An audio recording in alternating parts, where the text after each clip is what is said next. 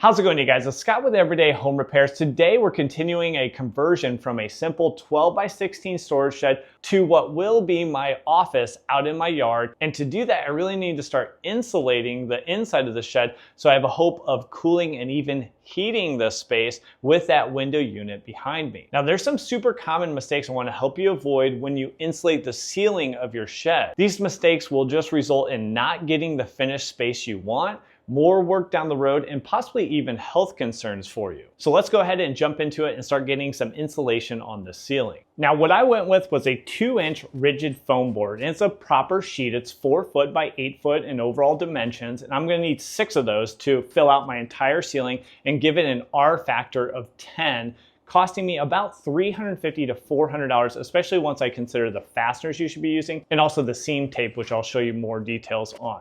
Now, you have a bunch of different options, and some of the usual suspects I asked in a poll over to our viewers of what is your favorite insulation if you're going to insulate your shed. There was a pretty good spread, with fiberglass insulation getting 23% of the vote, rock wool insulation giving 27%, foam board was the most popular with 31%, and then spray foam coming in at 18%. But I chose the rigid foam board because of the ease of installation, the overall cost was reasonable, not cheap, but reasonable, and it helped me avoid the #1 mistake that homeowners are making when they try to convert a storage shed over to some type of finished space.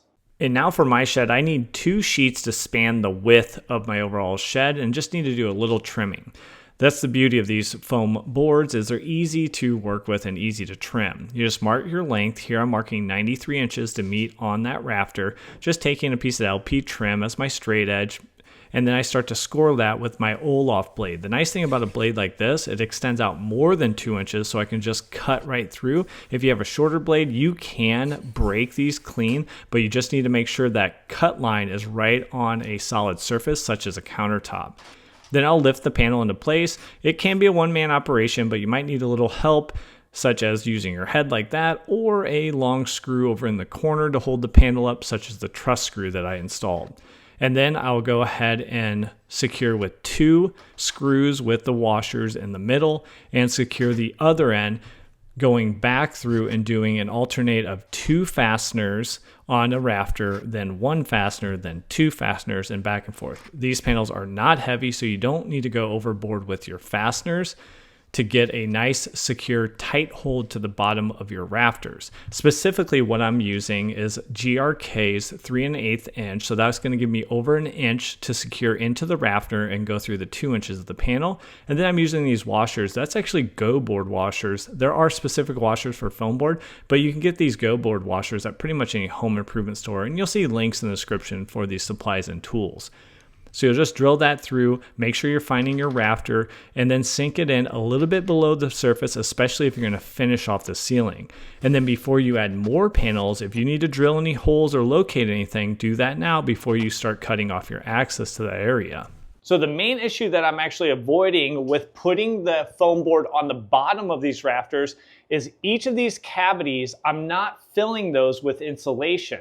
If I were just to fill those with insulation and not think through ventilation between my roof surface and my contingent indoor space, I would be making an environment that would have condensation and moisture over the months or years, create mold, especially if I have fiberglass insulation. This is super common for people that are trying to insulate a storage shed or maybe an off-grid home or cabin, but they don't have that ventilation where you have a vented soffit on the top. So my high side of my shed here, I have a vented soffit. It's gonna allow air to pass through each one of these cavities between the 2x6 rafters.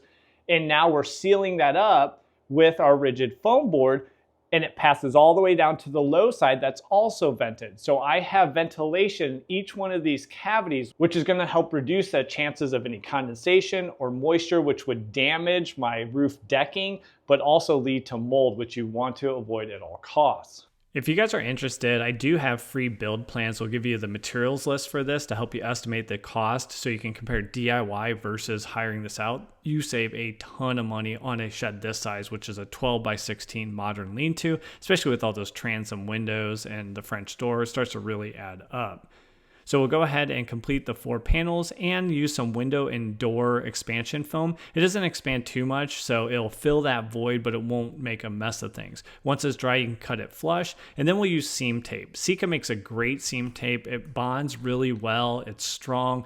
So you'll just go ahead along each of your seams and tape that off to seal everything up. And the unique properties here, it adheres well, but it also is very easily to break off. You don't need scissors or razor blades, and you can kind of just break it off even easier than duct tape. It's a very unique product. I've had really good luck over the years with Sika products, and the seam tape is no exception.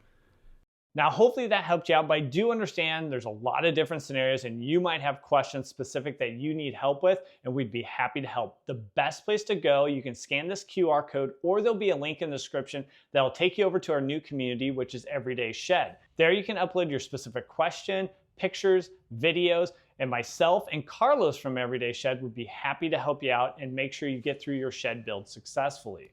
And if you're just starting off, here's a video that's going to walk you through the good, better, best options you have for supporting and leveling up your shed floor, which can be pretty intimidating for a lot of DIY homeowners, but you'll get a ton of great tips from this video. So thanks for joining me on this video, and we'll catch you on that next one. Take care.